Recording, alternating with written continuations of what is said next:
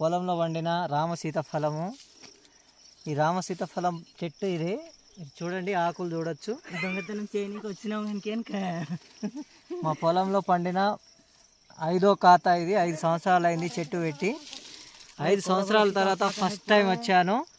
First time వచ్చి పండింది చూడండి. ఒకసారి చూడండి ఎంత బాగుందో. మీరు టేస్ట్ చూస్తారా? టేస్ట్ చేస్తారా?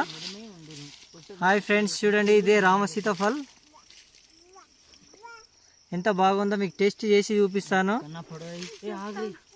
టేస్ట్ ఎలా ఉందో మీరు చెప్పండి, ఓకేనా? టేస్ట్ చేయండి. బాబా సూపర్గా ఉంది ఫ్రెండ్స్.